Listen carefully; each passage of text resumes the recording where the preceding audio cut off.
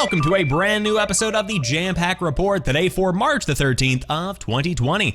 Of course, my name is Samuel Adams, and this is a daily gaming news podcast meant to bring you the hottest news you need to know from around the industry. Hosted on YouTube and podcast services around the world 5 days a week, the Jampack Report is your one-stop shop for all of the hottest gaming news that you need to know. And let me tell you, today we have some very big stories to round out our work week because Silent Hills is looking to make a return on the PlayStation 5. On top of that, Bill Gates is largely out of Microsoft after a ground-shaking resignation. Then Epic has acquired facial animation studios and more. So without further ado, let's go ahead and dive into today's top gaming news. First off, a brand new rumor says Silent Hills is set to return on the PlayStation 5 alongside a separate series reboot. Rumors do not get much juicier than this one. Speculation of a Silent Hill franchise reboot has been doing the rounds for a couple of months now. However, things have gone up a couple of notches in the past couple of hours. According to Rely on Horror, Sony currently has both a Silent Hills revival project in the works for PlayStation 5, as well as a completely separate reboot of the series. That's two titles on their way to the next-gen console, funded by Sony, while Konami continues to own the IP. We understand how hard it is to believe, and we continue to stress that these rumors should be taken with a grain of salt, but Rely on Horror and known Capcom insider Aesthetic Gamer both have a proven track record when it comes to this sort of stuff. There could be some truth to it all. Sony is supposedly working to patch up Konami's relationship with Hideo Kojima in order to bring Silent Hills back on PlayStation 5. Meanwhile, a separate project is resurrecting the main franchise with a reboot helmed by SIE Japan Studio.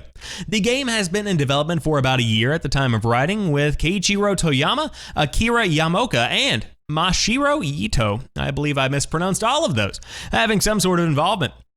This is not the first time we have heard of such a game being in the works either, with the same two sources reporting on such a reboot alongside a Telltale-style spin-off game. It reads like fan fiction, but when the two sources have proven they have some ties to the industry and have backed their claims up in the past, we can't help but get a little bit excited about this rumor they say at Push Square. So are Silent Hill and Silent Hills really on their way back? Only time will tell, and quite frankly, I've got some thoughts on this. So, the first franchise that comes to mind, the first similar situation, if you will, is what we see with Resident Evil. Because if you look at where Resident Evil finds itself today, it's in a very different spot than it was even 5 years ago. Of course, Resident Evil 7, and if rumors are to be believed, Resident Evil 8, take on a kind of first-person horror game style of experience, similar to what you might get from Outlast in a way.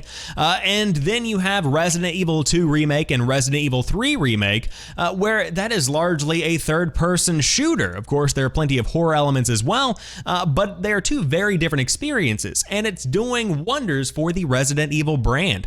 The people that want the horror stuff, well, they've got the next game. The people that want the shooter stuff, they've got remakes of the classics.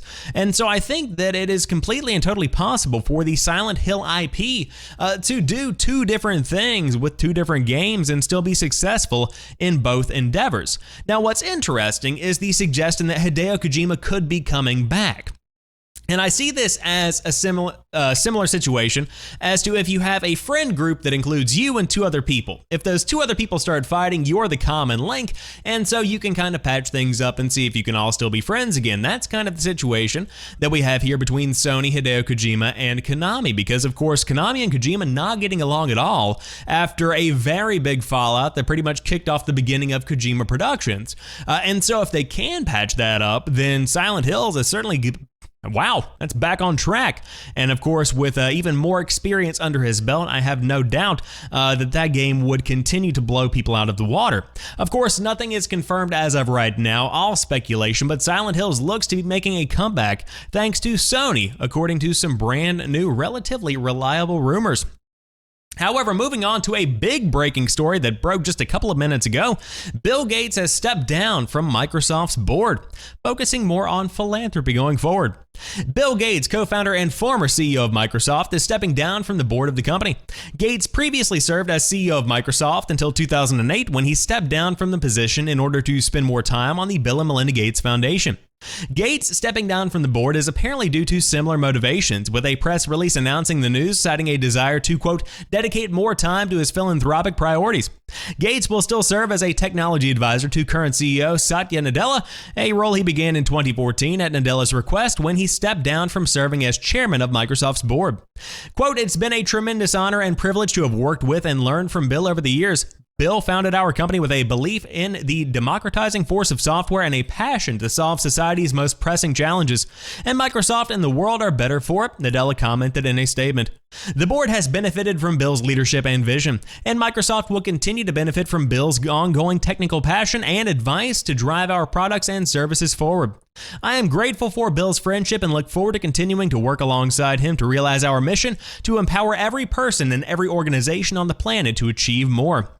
While Gates will still be at least somewhat involved with the company he founded through his position as a technology advisor, the move marks the furthest step away from running Microsoft that Gates has taken yet since he gave up the role of CEO back in 2008. So this is not necessarily something that is going to be felt company-wide. It's not something that is going to revolutionize the direction of Microsoft, and especially in terms of gaming, there is no reason to be concerned about any kind of, let's say, fallout coming in terms of the Xbox brand or Mixer or anything like that, because quite frankly, Bill Gates not directly involved in anything anymore. Of course, is giving some advice, is there for any kind of reference, any kind of direction, but ultimately he's been on his way out for a while, slowly but surely separating himself from the Siamese twin that is his brainchild, one of the biggest software companies in the world. And of course, Microsoft, an incredible company through and through, very impressive from start to finish, but it is getting time for Bill to enjoy his quote-unquote retirement, where he does do more stuff, where he does go out and enjoy the labor or the fruits of his labor, as the saying goes. And so I think that to enjoy some philanthropy, get out there, give some money away, help bring some foundations up from the ground up, I think that's a pretty good way to spend some years from here on out. But of course, it is, without saying that Bill Gates is one of the greatest minds of our generation, truly somebody who is a inspiration, somebody who is a role model, somebody who has done so much good for the world on top of creating this incredible technology empire. And so, of course, Bill Gates stepping down from Microsoft's board, just one more step away from the company he founded. But man, what a legacy he continues to leave behind at a company that continues to shape not only tech, but gaming and so many other areas of our lives. But moving on, Epic has acquired facial animation company Cubic Motion, which worked on God of War, Hellblade, and of course, more. Epic Games has acquired Manchester-based facial animation company Cubic Motion. The announcement was made by both Epic Games and Cubic Motion yesterday. Cubic Motion is responsible for creating automated, performance-driven facial animation for titles like God of War, Hellblade: Senua's Sacrifice, Anthem, the Dark Pictures anthology Man of Medan, Marvel Spider-Man, Metro Exodus, Horizon Zero Dawn, Call of Duty World War II, and others. It also creates real-time demonstrations such as the Hellblade: Senua's Sacrifice live character performances at GDC 2016 and the League of Legends live character performance of Alkali during the League of Legends Pro League. The company said it will continue working with existing developers and partners. Quote, we are delighted to be joining Epic Games and look forward with excitement to this next chapter in our story, said Cubic Motion CEO Dr. Gareth Edwards. Together, we are uniquely positioned to push the boundaries of digital human technology, bringing ever more realism and immersion into all forms of visual entertainment. Our commitment to servicing the needs of the video game industry remains unchanged. We intend to remain the partner of choice for developers who need the most compelling digital characters, said Cubic Motion in a separate statement. Facial animation that conveys the slightest nuance of human expression is essential to crossing the uncanny valley, said Epic Games CTO Kim Libreri in a statement. Last year, Epic Games acquired Serbia-based 3Lateral, known for its digital human technology. We believe that holistically combining Epic's Unreal Engine with 3Lateral's facial rig creation, God, what happened there? And Cubic Motion's solving technology is the only way to answer this challenge and ultimately to reach the pinnacle of digital human artistry with Unreal Engine, Libreri added.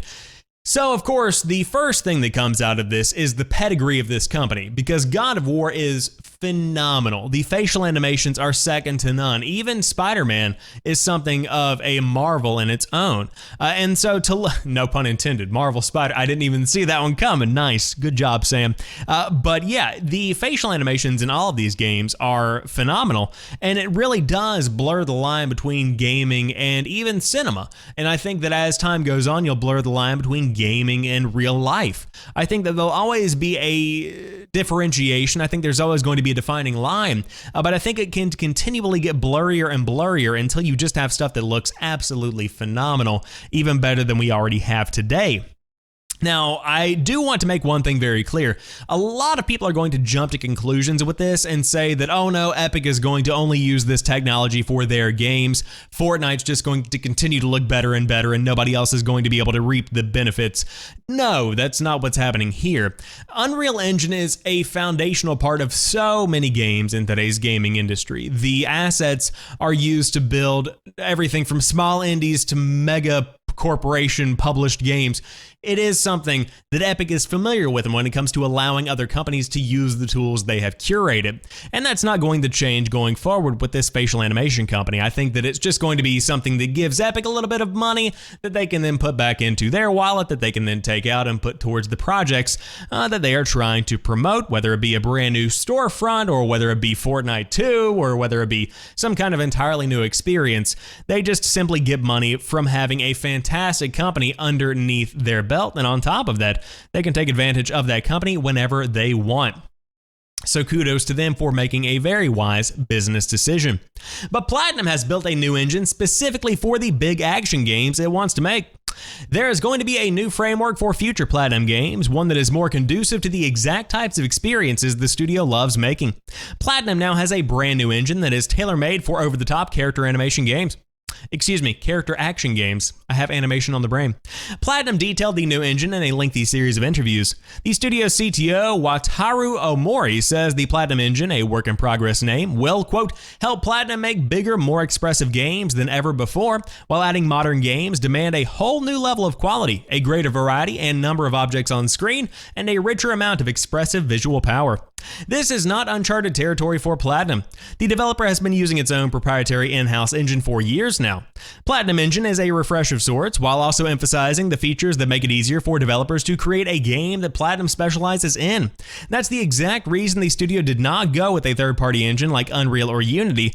It didn't want to be at the mercy of an external team to add features that would make Platinum's job more efficient. While development on Platinum Engine has been underway for 2 years now, it is not yet complete. Platinum did not go so far as to say whether any upcoming games, like maybe Bayonetta 3, are built on this new engine. However, as the studio makes strides towards becoming more independent, self-publishing games, owning more of its own properties, and owning new studios, the Platinum Engine should be another way for Platinum to completely control its own workflow. So if you are a game developer, and actually, let's take a step back. If you are just a regular guy that's out there doing some word processing on a document, it's better to have your own set of tools than having to use somebody else's. Even if you have to borrow somebody else's computer to type up a document, that's a huge pain, and you know that you have to put that thing back exactly the way that you found it and work within the restrictions of that specific laptop. Was that the best example I could have come up with? No, probably not, but you understand the point. It's always better to have your own stuff than it is to use somebody else's, especially if you can have that in-house stuff built around exactly what you need, because you can only make so many pieces fit in so many different holes before you realize, hey, it's better just to cut the hole and have the piece fit. I'm not good at comparisons today. I'm not good at analogies. But you understand it's better to have in-house stuff because the tech is much easier to work with, and therefore it cuts out the overhead time of having to learn a brand new tool and work within those parameters. But hey, excited about the future of Platinum. Of course, a phenomenal company working on some very impressive games right now, most notably being Bayonetta 3. Still no release date to my knowledge yet for that one on the Switch. Let's see, hold on. Release date for Bayonetta 3. Looks like that is not what I wanted at all. 20. So it's a TBA release date right now. So there we have it from what I see here. But regardless, Platinum Games working on some big stuff. Excited to see the future of that. If you have any corrections, by all means, leave them in the comments section on the YouTube video.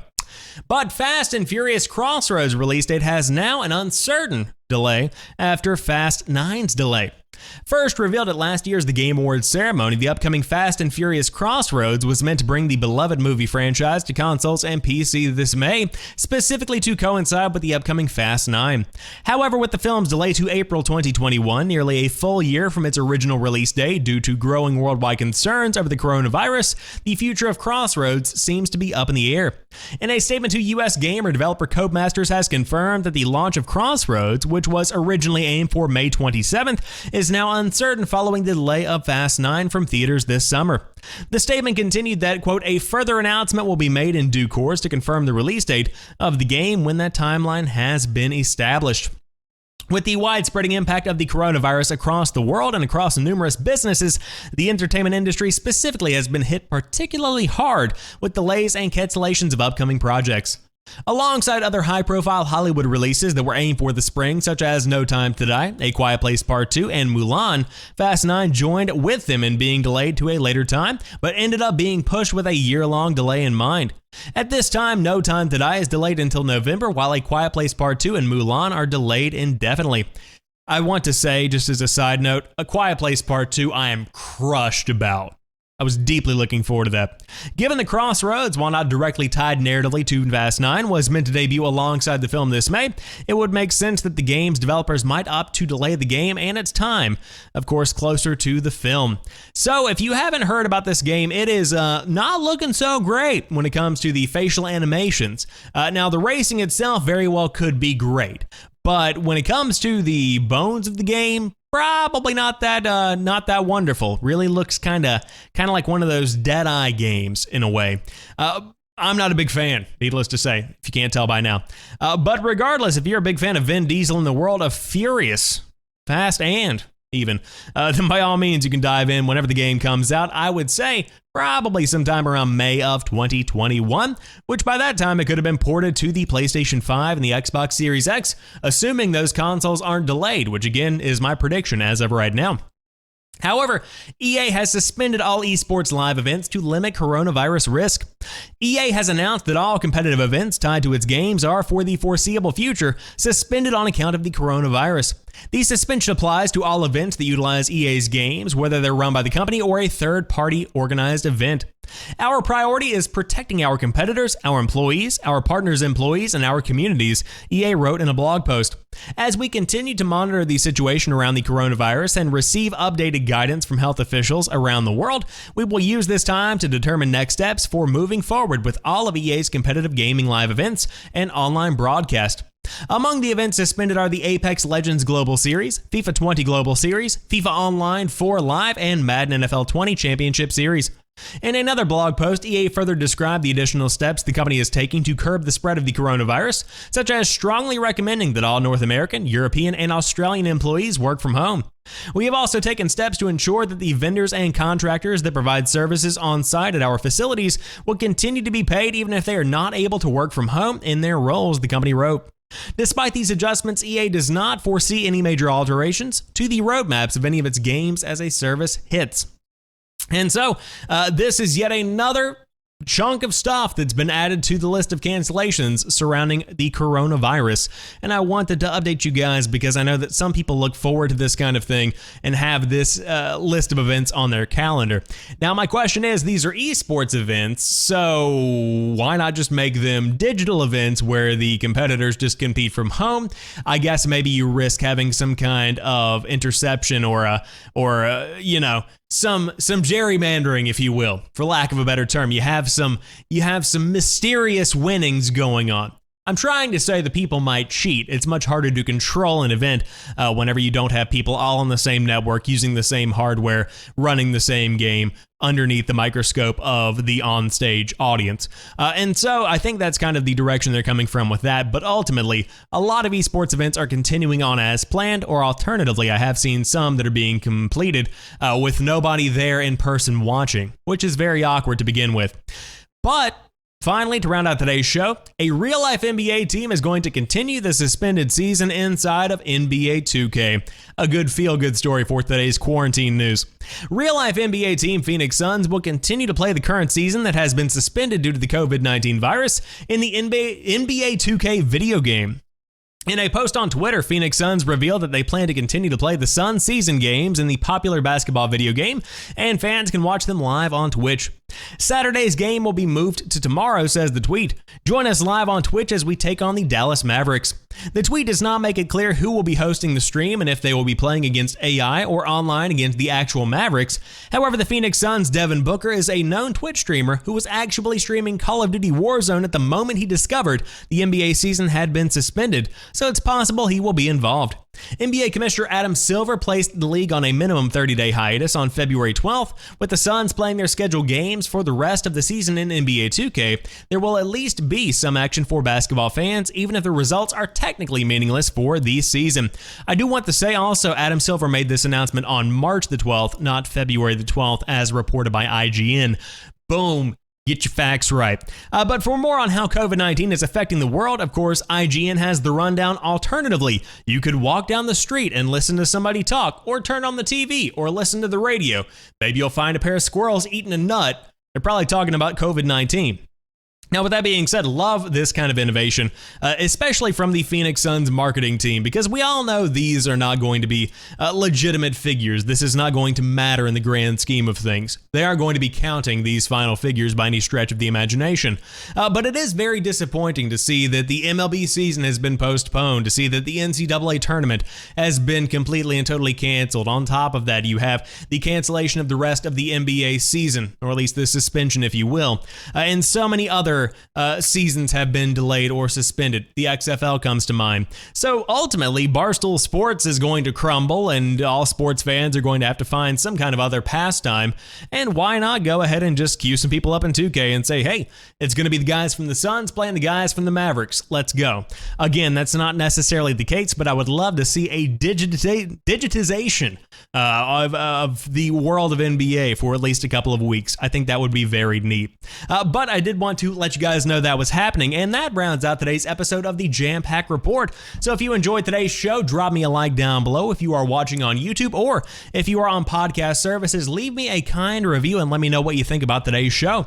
But until next time, you guys have a fantastic rest of your weekend. I'll talk to you soon, and peace.